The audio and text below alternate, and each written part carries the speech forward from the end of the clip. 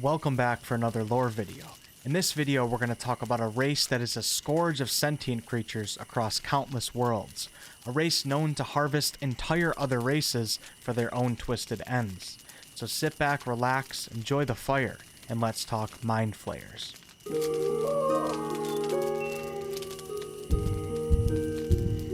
The Mind Flayers, unlike the other lore videos I have done, are not actually a playable race in Baldur's Gate 3. Or are they? Probably not in your traditional character creation sense, but you just may turn into one. If that doesn't happen, at the very least you will likely meet them in combat, for judging by the cinematic trailers that we've seen, the Mind Flayers will play a large role in the plot of Baldur's Gate 3. Also, if you want to know what that vicious looking maggot thing is that gets implanted into your brain, then this video is for you. We're going to start off this video like all of my other lore videos, but near the end we're going to specifically talk about what you should expect if you encounter a Mind Flayer in Baldur's Gate 3 in terms of statistics and abilities, so you're going to want to stick around to the end of the video for that. If you guys end up enjoying this video, please subscribe, for there will be more Baldur's Gate 3 content on the way, and I'll put links to my social medias below if you want to stay updated on future video releases. Let's talk about the Mind Flayers. The Mind Flayers, also known as Lithids, were evil and sadistic aberrations feared by sentient creatures on many worlds, including our very own planet of Toril, where Baldur's Gate is located. Their powerful innate psionic abilities make them mysterious, but extremely deadly monsters. The Mind Flayers seek to expand their dominion over all other creatures by controlling their minds and using them as hopeless slaves, while at the same time devouring their brains for sustenance. Doesn't get much more f***ed up than that. These tyrants, slavers, and interdimensional voyagers are psionic masterminds that were known to harvest entire races. One of these unfortunate races that were enslaved for countless generations is a playable race in Baldur's Gate 3 known as the Githyanki.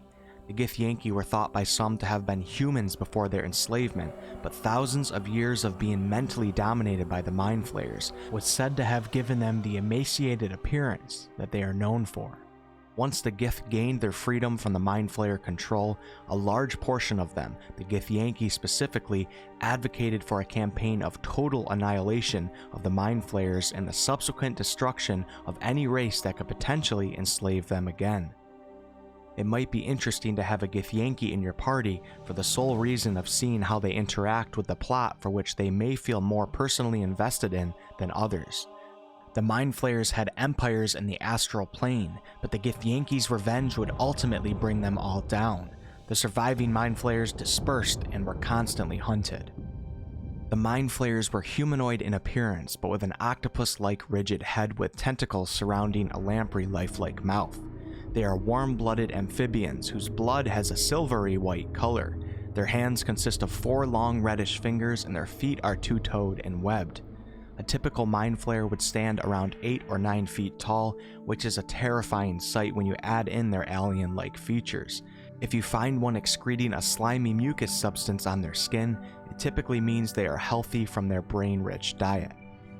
Their extreme sensitivity to bright light makes them a rare sight for surface dwellers living on Faerun, but don't get too comfortable because many believe we will be journeying to the Underdark in Baldur's Gate 3, where these dwellers of the deep can be found. Mind Flayers viewed themselves as masterminds, and they enjoyed using other creatures to further their evil and far-reaching goals. They were very aggressive creatures and would attempt to mentally dominate any non-slave, non-illithid that they met. Despite their aggressive nature, they were paranoid creatures, and their first priority was typically concealment and survival. As a whole, they knew only negative emotions, and their only true fulfillment was found through consuming intelligent brains. For an adult Mind Flayer to stay healthy, they would need to consume at least 1 intelligent brain per month. This was most often found from humanoid creatures like ourselves.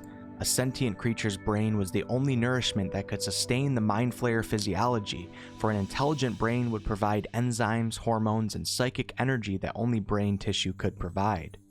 When a Mind Flayer fed on a brain, it was a euphoric experience, for they would absorb a victim's memories, personality, and fears. The Mind Flayers are said to have come to Toril from the planet of Glyph as refugees more than 13,000 years before the Baldur's Gate game series events occurred. These Mind Flayers made their home in the Underdark and founded the city of Arundel, the city of lore takers. This large Mind Flayer city-state was located in the Lower Dark, which is the lowest layer of the Underdark.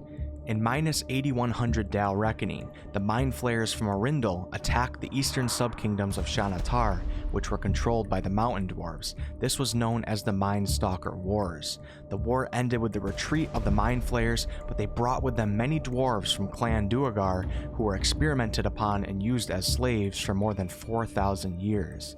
This in many ways became the birth of the subrace of dwarves known as the Duergar, who would eventually rebel and break free, nearly destroying the city of Arundel.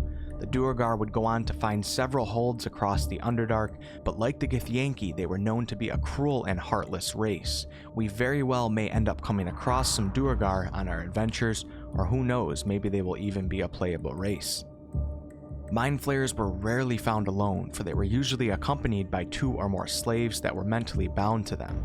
Races that we should expect to see enslaved to them would be Grimlocks, Ogres, Quaggoths, and Troglodytes. Slaves could make up more than 80% of a Mind Flayer's colony.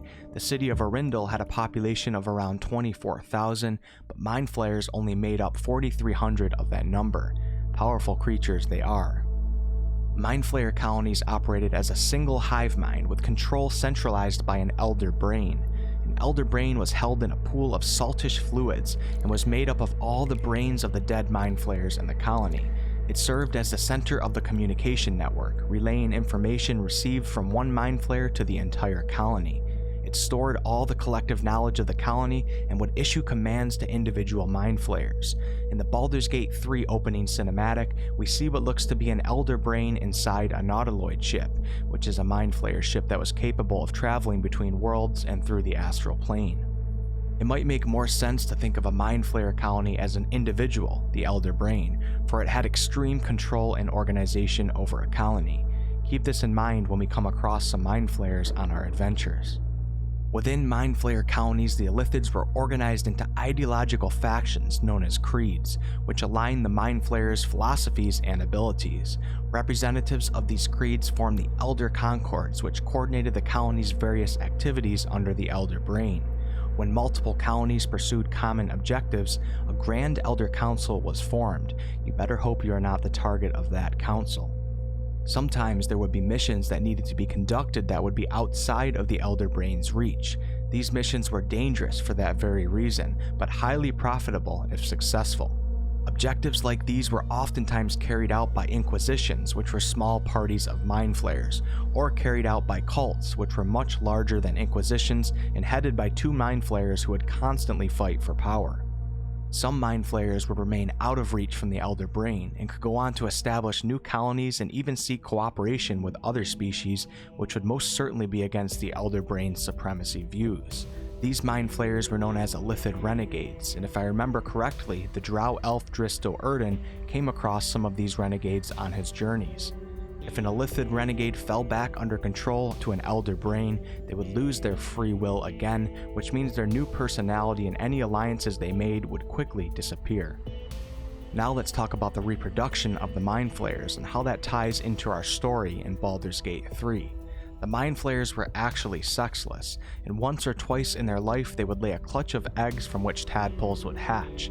These tadpoles were kept in the Elder Brain tank, as you can see in the cinematic. Like their parents, they fed on brains. These brains were given to them by their caretakers, but many times it wasn't enough, for they would engage in cannibalism as well.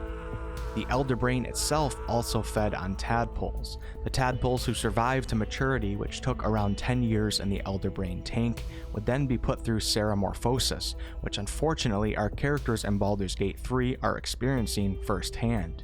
Seramorphosis is when a tadpole is implanted in a humanoid, where it would feed on its host's brain, eventually devouring it, taking its place and merging with the body to transform it into a new Mind Flayer. In the announcement trailer for Baldur's Gate 3, we witness a human transform into a Mind Flayer, and in the intro cinematics to the game, we watch as a tadpole is implanted into a Githyanki's brain, as well as our very own character. The seramorphosis process is said to take around 7 days, even though we see it basically happen within 30 seconds in the initial trailer, so I'm not sure how this occurs. After around an hour or so, the seramorphosis is supposed to be irreversible even by magical means, so our character has a major situation to attempt to overcome. Some tadpoles, although rare, would end up transforming their host into a more powerful form of Mind Flayer called a Eulitharid. These would become the nobles of the Illithid society.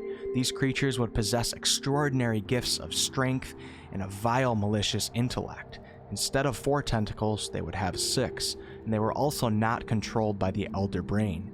Eventually, a Eulitharid would break off from the colony, take with it a few Mind Flayers, and go establish a new colony in a distant location. Upon a Eulitharid's death, their brain would be placed immediately in a brine pool, where it would grow into an Elder Brain. Whoever came up with this stuff has quite the imagination.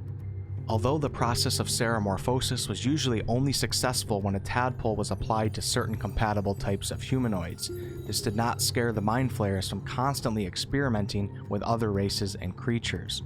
Creatures that underwent seramorphosis but did not produce Mind Flayers were referred to as Flayerkin or Seramorphs. Some types of these Flayerkins included Brain Stealer Dragons, Brain Golems, Mind Witnesses, and many more.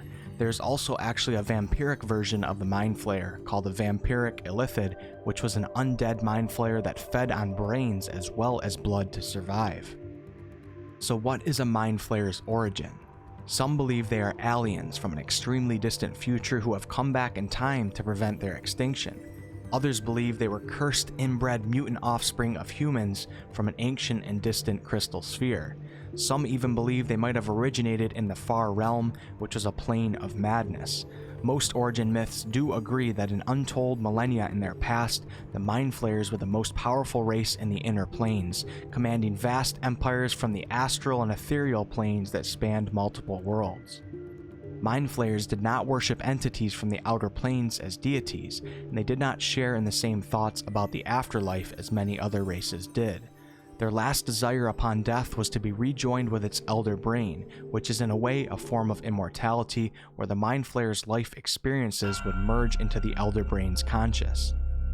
Far in the past, when the Duergar were enslaved by the Mind Flayers in the city of Arindel, the dwarves' uprising nearly destroyed the city, but the Mind Flayers in the city were saved by the appearance of the Mind Flayer god, Ilsenstein. Since Ilsenstein's appearance, the Mind Flayers became much more religious and began to develop formidable psionic powers. Some believe Ilsenstein to be their creator as well. Mind Flayers' great mental prowess was why they were so feared by other creatures. In addition to a small array of mind-affecting spells, they also had a powerful mind blast which could affect a multitude of foes. This cone-like blast could reach 60 feet and would stun anyone caught within.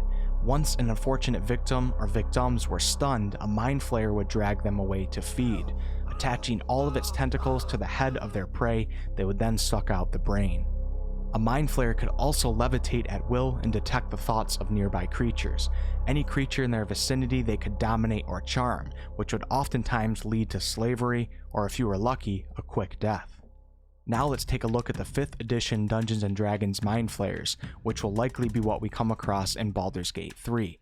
I'm not going to pay too much attention to the stats on the top, for this stuff could change depending on the difficulty that Larian Studios wants to make them, but if you notice, the Mind Flayers have a higher intelligence, wisdom, and charisma than their other abilities. Beneath this, we can see that they are proficient in intelligence, wisdom, and charisma saving throws. A Mind Flayer is going to be more difficult to charm than, say, a more physical-based monster. For skills, the Mind Flayer has proficiency in Arcana, Deception, Insight, Perception, Persuasion, and Stealth. A monster's skills are an indicator of what they are good at. For example, seeing the stealth proficiency lets us know that the Mind Flayers that we come across will probably be hidden or sneaking around, for they are good at that. For languages, they know Deep Speech, Undercommon, and Telepathy up to 120 feet, which means you might be contacted before the fight even begins. Try not to be persuaded. The Challenge 7 means that if we have a party of 4 and all of us are level 7, it will be an even fair fight. This could change in the game, but I think it's safe to assume that if we fight the Mind Flayers, it will be on the second half of our journey to leveling up to level 10. The Senses category tells us that the Mind Flayer has dark vision up to 120 feet. It will be difficult to sneak past these guys for sure, and they have a passive perception of 16, which means if you get caught in a stealth check with a Mind Flayer, you have to roll a 16 or higher or you will be caught on sight. For the Mind Flayer's special traits, they have magic resistance, which gives them advantage on saving throws against spells and other magical effects. They also have innate spellcasting psionics, which allows them to cast at will, detect thoughts, and levitate without requiring any components, as well as once a day they can cast Dominate Monster and Plane Shift, which allows them to travel to a different plane. Their actions are what we really need to watch out for, their first action being Tentacles, which acts as a melee weapon and does psychic damage. For their attack roll, they will roll the d20 and get to add 7 to their roll. For their damage roll, they will roll 2d10 plus 4, which is an average of 15 damage. If the target is of medium size or smaller, the Mind Flayer will grapple if the target does not succeed on an intelligence saving throw. Larian Studios did say that grappling will not be in the game, at least initially, but I wonder if that's just for players themselves and maybe some enemies might still be able to grapple. Not really sure at this point. If the Mind Flayer grapples your character, it basically means they have their tentacles holding you in place, which can lead to their other action of Extract Brain. If a Mind Flayer uses Extract Brain and are successful with their attack roll, they will do 55 piercing damage. Of course, that number is subject to change, and if the target's HP drops to 0, the target dies from the Mind Flayer extracting and devouring their brain. I doubt you'll be able to make death saving throws to come back from that, so it might be time to load an earlier save point. Their third action, which we briefly talked about earlier in this video, is Mind Blast. The Mind Blast will emit psychic energy in a 60-foot cone. Each creature in that area must succeed on a DC 15 intelligence saving throw or take 22 psychic damage and be stunned for 1 minute. A creature can repeat the saving throw at the end of each of its turns in an attempt to end the stun. If you guys don't understand some of the terminology that I'm using, such as DC or attack rolls or damage rolls, make sure to look back on my channel. I have probably 10 or more beginner's guides to help introduce you to these mechanics. So that's the basic Mind Flayer for you, but as you can see, there is a variant version, and Larian Studios might make even more than that for all we know. Right here is the Mind Flayer Arcanist, which is a Mind Flayer who supplements their psionic power with arcane spells. These Arcanist Mind Flayers are 10th level spellcasters and use a bunch of wizard cantrips and spells. It will certainly be very cool to come across different types of Mind Flayers on our journey. That's it for the Mind Flayer. I hope you guys enjoyed the lore and learned a little bit about this creature that will certainly show up at some point in our playthrough. If you guys enjoyed the video, please let me know below. Put a lot of time into these videos and I really appreciate the support that you guys have been showing. Really excited for Baldur's Gate 3. Thanks so much for watching, guys. If you guys enjoyed the video, please like, comment, and subscribe. I really appreciate it. It's a huge help to my videos. I do all sorts of content on this channel, ranging from comedy videos to other lore videos to game reviews to product reviews to tutorials, etc. I would love to see some of you guys on a future video. Much more Baldur's Gate 3 content on the way. Until next time.